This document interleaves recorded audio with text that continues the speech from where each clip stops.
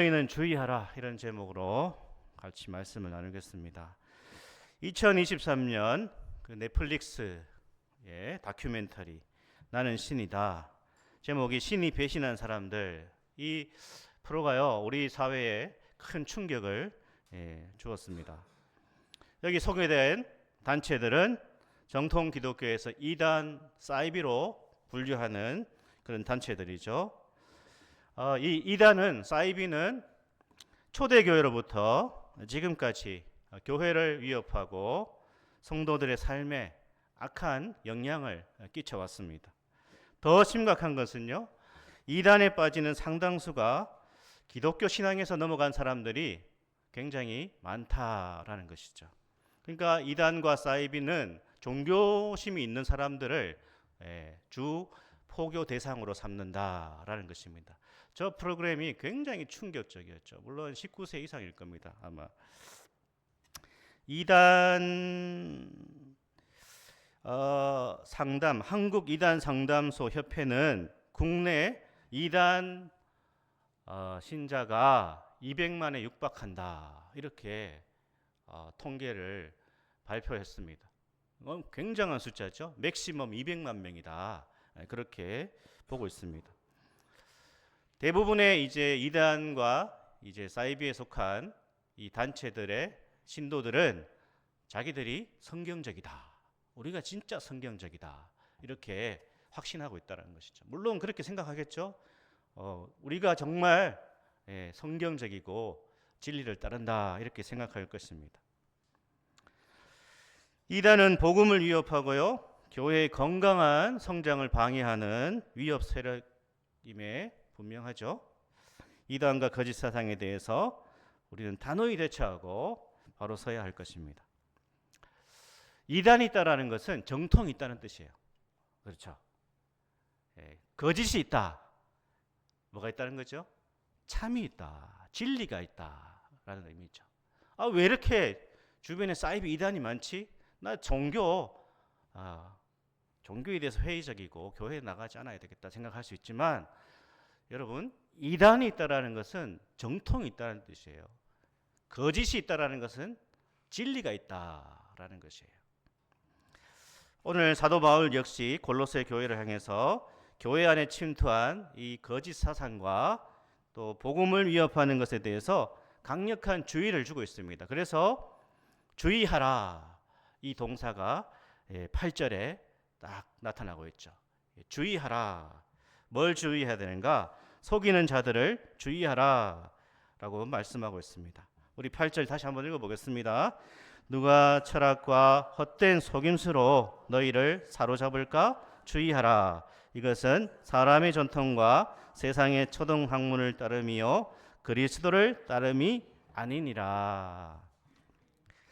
여기 철학과 속임수, 철학과 헛된 속임수라고 되어 있습니다. 그러니까 이 철학과 헛된 속임수는요, 골로새 교회가 직면한 위협들, 거짓 사상을 상징적으로 보여주고 있죠. 당시에 제가 말씀드렸던 영지주의 이단, 거기에 거짓된 헛된 속임수, 잘못된 사상입니다. 영지주의 사상, 그리고 유대주의입니다.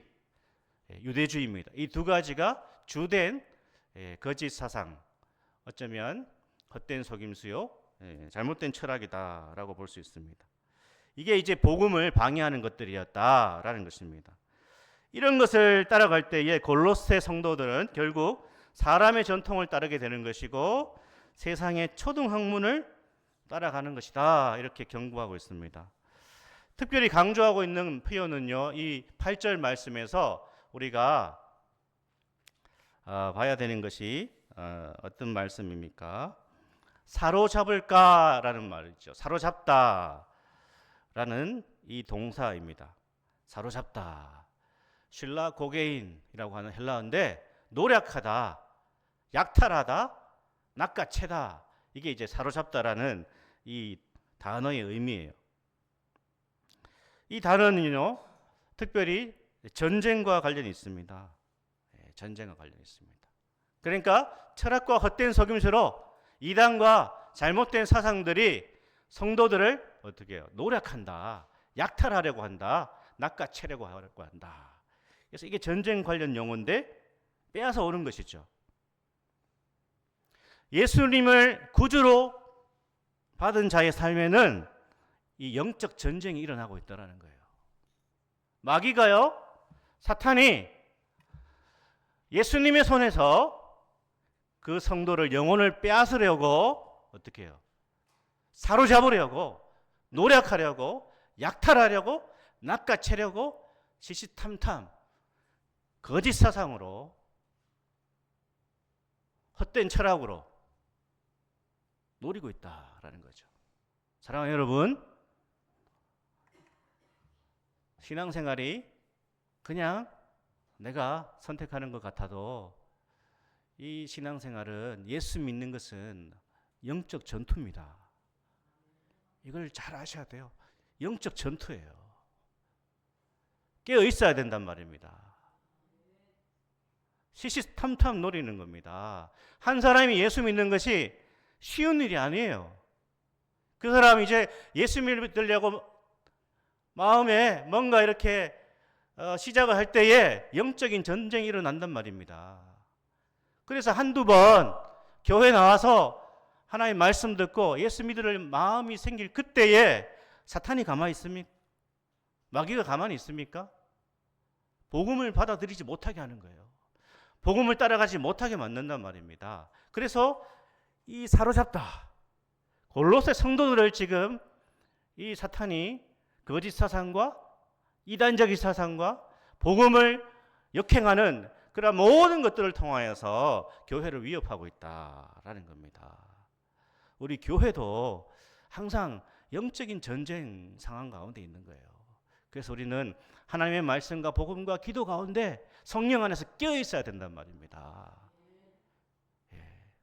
그래서 이 사로잡다라고 하는, 신라 고개인이라고 하는 이 단어를 사도 바울이 쓰고 있다는 것이죠. 사탄이 노리는 것은요, 성도들의 영혼입니다. 그 영혼이 그리스도 안에서 거듭나지 못하게 만드는 것입니다. 주 예수 그리스도를 영접하지 못하게, 주 예수 그리스도 안에서 영원한 생명을 얻지 못하게 사탄이 우리의 영혼을 노리고 있고 많은 사람들의 영혼을 노리고 있다는 것이죠. 예수 믿는 우리, 특별히 골로새 성도들은 복음을 받아들인 지 오래되지 않았습니다. 어떻게 보면 초신자들이죠. 믿음이 약합니다.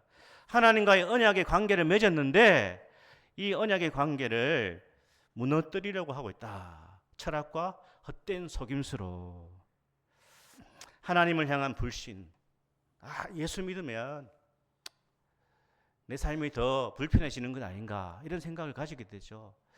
교회 나가서 신앙생활하고 예수 믿으면 참 더 내가 힘들어지는 거 아닌가, 더 불편한 것만 많아지는 거 아닌가, 사회생활 할 때 더 힘들어지는 거 아닌가, 이런 생각을 계속 이렇게 불어넣는 것 아니겠습니까?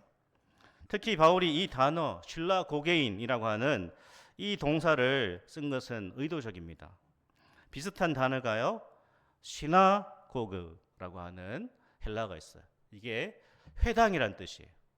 그러니까 이 단어를 같이 쓰면서 바울이 지금 얘기하고 싶은 것은 잘못된 유대 율법주의를 너희가 경계하라, 그런 의미로 이 단어를 쓰고 있다는 것이죠.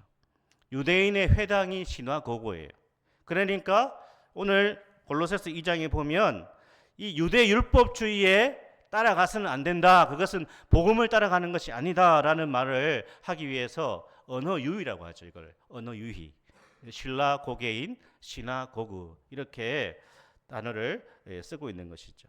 그러니까 사도 바울이요, 지금 헬라의 철학, 세속적인 철학 사상, 그리고 유대 율법주의를 지금 경계하라고 골로새 성도들에게 말하고 있습니다. 이런 것들은요, 예수님을 따르는 것이 아니다, 예수님을 따라가는데 방해가 된다라는 것입니다. 왜냐하면 철학과, 헬라 철학과 유대 율법주의가 아니라 예수님은 모든 것으로 충만하신 분이시기 때문에 그런 것에 현혹되지 마라라고 말씀하고 있습니다. 9절 10절을 볼까요? 9절 10절 말씀 같이 한번 읽겠습니다. 그 안에는 신성의 모든 충만이 육체로 거하시고 너희도 그 안에서 충만하여졌으니 그는 모든 통치자와 권세의 머리시라. 아멘. 예수만으로 충분하다. 그리스도 안에 모든 것이 다 들어있다. 그런데 헬라 철학과 헛된 속임수, 유대 율법주의로 다시 성도들을 이끌고 가고 있다라는 것이죠. 그것을 조심해야 된다. 예수님이 다 성취하셨다라는 거예요. 복음 안에 모든 것이 다 있다. 그래서 오늘 본문은 그것이 구체적으로 무엇인가 했을 때 유대교에서 말하는 할례와 율법 준수다라는 것을 11절 이하에서 말씀하고 있습니다. 사도 바울이요, 이 문제를 갈라디아서에서도 다루고 있어요. 갈라디아서 3장 3절과 5절을 한번 보겠습니다. 우리 한번 같이 읽겠습니다. 너희가 이같이 어리석으냐? 성령으로 시작하였다가 이제는 육체로 마치겠느냐? 너희가 이같이 많은 괴로움을 헛되이 받았느냐? 과연 헛되냐? 너희에게 성령을 주시고 너희 가운데서 능력을 행하시는 이의 일이 율법의 행위에서냐 혹은 듣고 믿음에서냐. 우리의 착각이 뭐라는 거예요? 예수 믿을 때는 믿음이고 예수 믿을 때는 은혜고 예수 믿고 나서는 나의 공로다. 나의 공로다. 이렇게 생각하는 것은 이미 복음을 떠난 것이다. 라는 것이죠. 이런 것을 약간 어려운 말로 예수 믿을 때는 은혜고 예수 믿고 나서는 내가 중요하다. 나의 노력이 중요하고 나의 공로가 중요하다. 이런 것을 신학적으로 유보적 칭의, 이런 어려운 말을 씁니다. 미래 칭의, 유보적 칭의. 그러니까 우리의 칭의, 의롭다 하심이 아직 완성되지 않았다. 그걸 완성시키기 위해서 내가 공로를 쌓아야 된다라고 주장하는 것을 뭐라고 합니까? 유보, 칭의가 유보되었다라는 거예요. 유보적 칭의. 라는 것이죠. 뭐 이런 거 꼭 기억할 필요는 없는데, 그러나 우리는 처음 믿을 때뿐 아니라 언제나 영원히 하나님의 사랑인 십자가의 대속의 은혜, 오직 십자가만 붙들어야 될 줄 믿습니다. 아멘. 우리의 구원을 위해서요, 우리의 신앙을 위해서 정말 붙들어야 되는 것은 나의 공로가 아니라 예수님입니다. 예수님의 십자가만을 우리가 붙들고 나아가면 되는 것이죠. 오직 그리스도만을 우리는 붙들어야 됩니다. 우리가 오늘 골로새서가 좀 어렵습니다, 사실. 그래서 참 잘 따라오셔야 되는데 11절, 12절도 한번 읽어보겠습니다. 11절, 12절. 또 그 안에서 너희가 손으로 하지 아니한 할례를 받았으니 곧 육의 몸을 벗는 것이요 그리스도의 할례니라. 너희가 세례로 그리스도와 함께 장사되고 또 죽은 자들 가운데서 그를 일으키신 하나님의 역사를 믿음으로 말미암아 그 안에서 함께 일으키심을 받았느니라. 아멘. 한마디로요, 이 잘못된 철학 그리고 헛된 속임수, 거짓 사상을 주의해야 된다. 그리스도 안에 모든 것이 들어있다. 예수님으로 충분하다. 왜냐? 우리는 예수님과 연합되어 있다. 한 몸이 되었다라는 것을 우리가 받아들여야 되는 것입니다. 그래서 우리는 이 헛된 속임수를 주의해야 된다. 두 번째는요, 외형을 주의하라. 껍데기를 주의하라라는 것이에요. 계속 그 문제를 다루고 있습니다. 오늘 13절 이하에 보면요, 사도 바울이 세례와 할례와 세례, 율법과 십자가를 대조시키고 있어요. 자, 13절, 14절, 15절 같이 쭉 읽어보겠습니다. 또 범죄와 육체의 무할례로 죽었던 너희를 하나님이 그와 함께 살리시고 우리의 모든 죄를 사하시고 우리를 거스르고 불리하게 하는 법조문으로 쓴 증서를 치우시고 제하여 버리사 십자가에 못 박으시고 통치자들과 권세들을 무력화하여 드러내어 구경거리로 삼으시고 십자가로 그들을 이기셨느니라. 아멘. 육체의 무할례, 그리고 우리를 살린 세례, 우리를 거스르고 불리하게 하는 법조문으로 쓴 증서. 무슨 말인지 어렵습니다. 우리를 거스르고 불리하게 하는 법조문으로 쓴 증서는 율법이 가져다 주는 정죄예요. 그냥 써놓으세요. 율법의 정죄. 법조문으로 쓴 증서는 우리를 정죄하는 율법이다. 그것을 십자가로 대비시키고 있습니다. 이스라엘이 구약에서 받은 할례, 그 할례와 신약의 세례는 의미상으로는 같아요. 그렇죠? 할례와 세례가 의미적으로는 같아요. 하지만 할례와 세례가 차이가 있어요. 더 본질적인 것이 그 안에 있다라는 것입니다. 그러니까 할례는 어떻게 하는 거죠? 자기 몸이 행하는 거잖아요. 할례는 자기 그 생식기 표피를 자르는 거잖아요. 겉으로 행하는 겁니다. 세례도 그렇죠? 우리가 세례를 받습니다. 그러나 할례와 세례에서 더 본질적인 것이 있었다라는 거예요.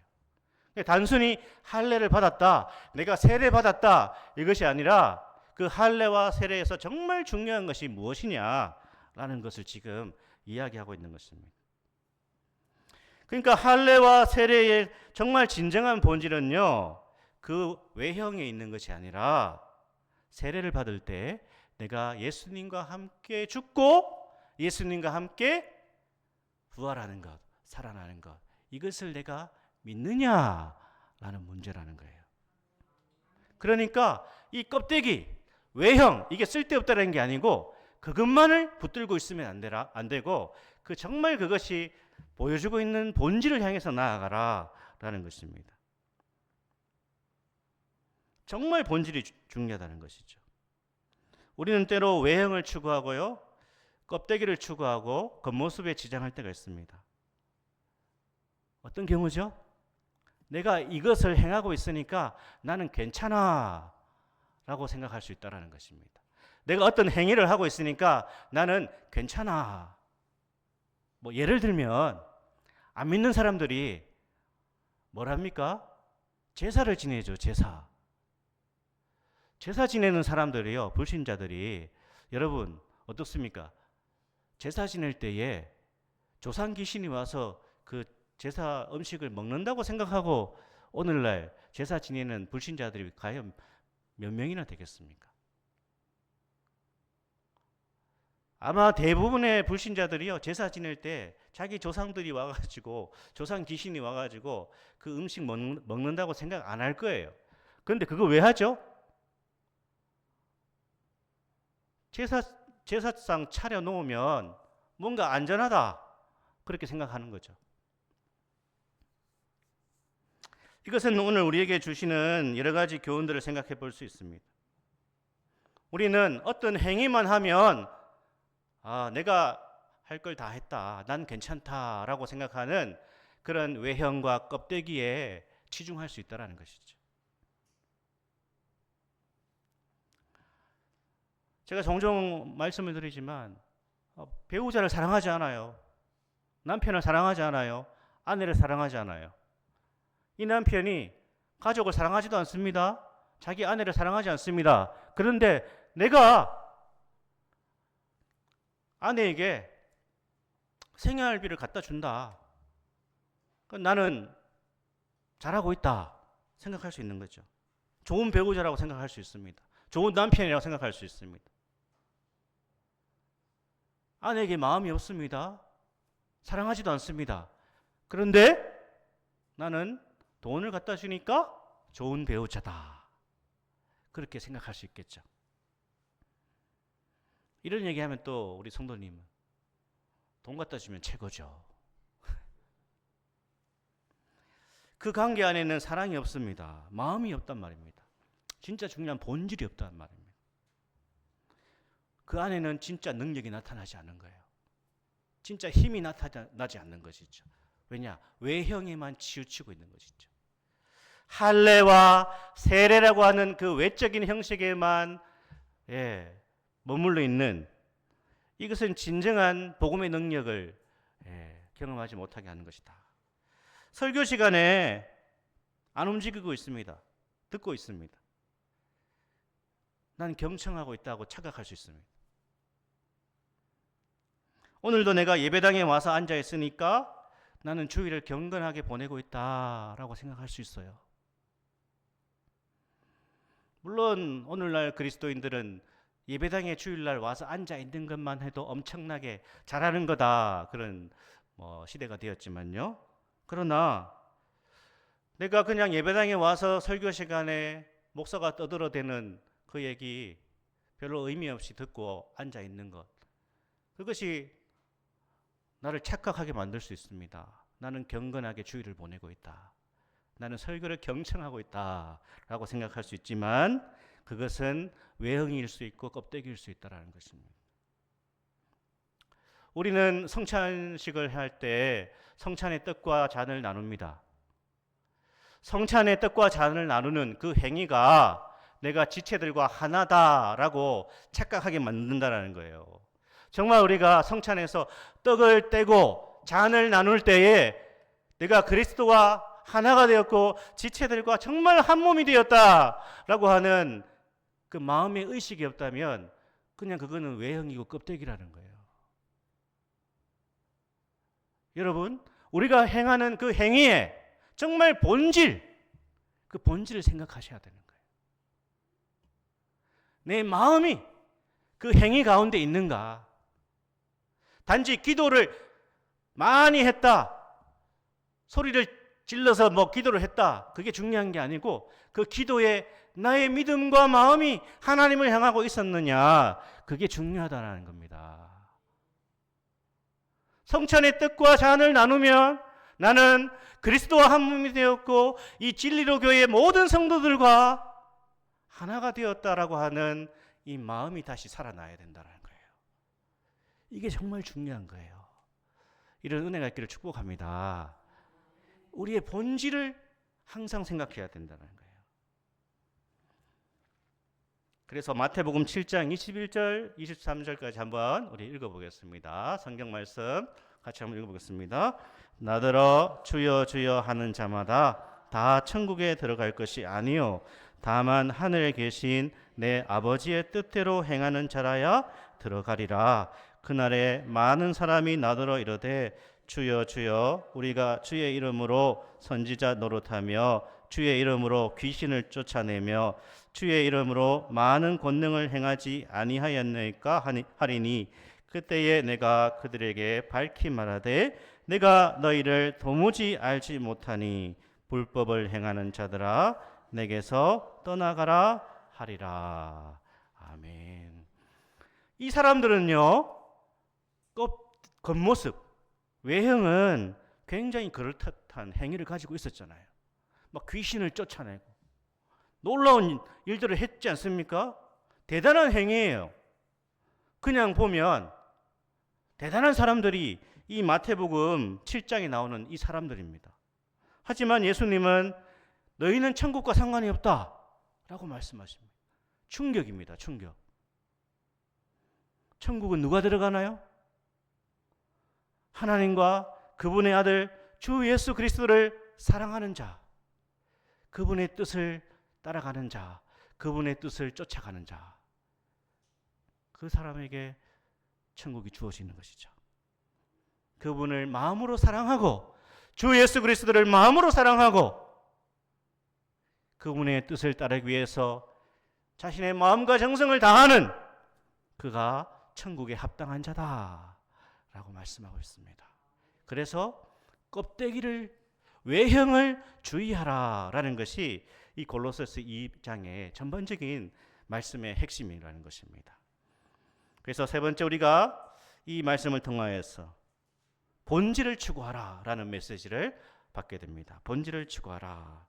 자, 우리 16절, 17절 말씀 같이 읽겠습니다. 그러므로 먹고 마시는 것과 절기나 초하루나 안식일을 이유로 누구든지 너희를 비판하지 못하게 하라. 이것들은 장래일의 그림자이나 몸은 그리스도의 것이니라. 아멘. 여기 잘 보세요. 먹고 마시는 것, 절기, 월삭, 안식일 모두 뭐죠? 구약의 유대교가 추구했던 거예요. 외형들이란 말입니다. 이것들은 다 뭐라고요? 구약의 그 모든 것들은 장래일의 그림자였다. 장래일의 그림자였다. 그런데 몸은 그리스도의 것이다. 참 말씀이 어렵습니다.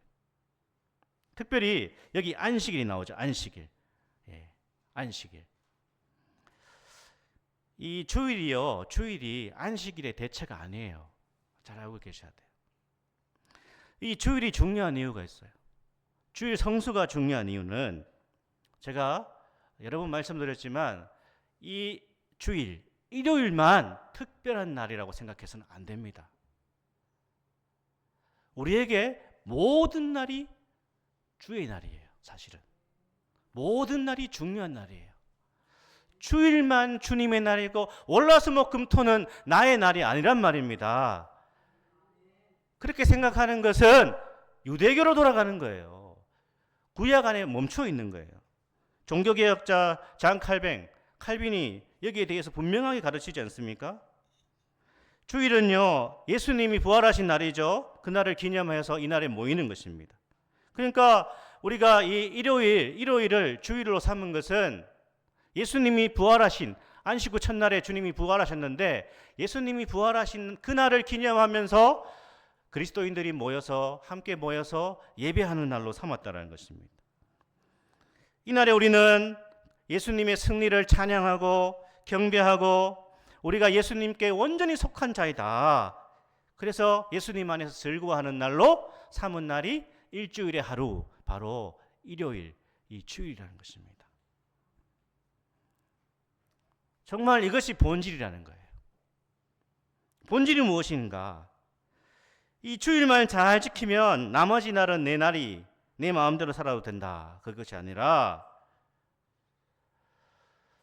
우리의 모든 날이 주님의 날이고 우리의 모든 것이 다 주님의 것인 것을 인정하고 그분을 경배하며 그분을 높이며 그분을 따라가는 것이 진정한 본질이다 라고 말씀하고 있습니다. 사랑하는 여러분, 우리 성도님들의 마음에 그리스도로 충만하시기를 축복합니다.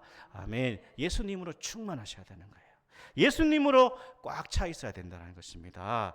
그리스도가 꽉 차 있지 못하면 그 마음에 공허함을 달래기 위해서 어떻게 한다는 거예요? 그 공허함을 보상하기 위해서 어떤 나를 섬기는 것이고 껍데기를 추구하는 것이고 외형을 추구하게 되는 것이다. 예배가 거칠애가 되는 거예요. 예배가 형식이 되는 겁니다. 기도도 형식이 되는 겁니다. 우리의 섬김도 자기 공로가 되는 거예요. 그러나 예수님으로 충만하면 예배가 하나님을 만나는 시간이 되는 것이고요. 기도를 통하여서 우리의 영이 회복되는 것이 되는 것이고요.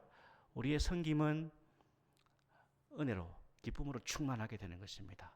그리스도로 충만할 수 있기를 소망합니다. 아멘. 마지막도 한번 읽어보겠습니다. 18절에서 19절 말씀. 아무도 꾸며낸 겸손과 천사 숭배를 이유로 너희를 정죄하지 못하게 하라. 그가 그 본 것에 의지하여 그 육신의 생각을 따라 헛되이 과장하고 머리를 붙들지 아니하는지라. 온몸이 머리로 말미암아 마디와 힘줄로 공급함을 받고 연합하여 하나님이 자라게 하심으로 자라느니라. 아멘. 껍데기와 겉모습을 추구하는 것이 여기 꾸며낸 겸손이다. 겸손도 꾸며낸다라는 거예요. 마음에 예수님이 없는데 그냥 외적인 것을 하면서 자기 위안을 삼는 거예요. 정말 본질, 우리의 마음에 그리스도로 충만해야 되고 우리의 마음에 하나님을 향한 사랑과 은혜로 충만한 것, 이것을 지금 사도 바울이 강조하고 있는 것입니다. 그러니까 머리를 붙들지 않으려는지라, 예수님을 붙들지 않고 있다. 자기 행위에만 계속 거기에만 붙들려 있다는 것이죠. 마음에 그리스도가 가득 차 있지 않은 것입니다. 자신이 하고 있는 행위들을 예수님보다 더 많이 의지하는 것입니다. 사랑하는 여러분, 오직 우리의 본질을, 복음을 붙들고 나아갈 수 있기를 축복합니다. 아멘. 그래서 오늘 말씀을 통하여서 바울이 이런 모든 것들을 주의하라. 오늘 이 시대에 우리가 사이비 이단도 주의해야 되지만 오늘 골로새 본문을 통하여서 알맹이 없는 껍데기 신앙, 본질은 없고 정말 외형만 남아있는 것, 형식만 남아있는 것, 자리만 차지하고 앉아있는 것, 이런 것을 추구해서는 안 된다. 이런 것들을 우리가 항상 경계해야 된다. 항상 주의해야 된다.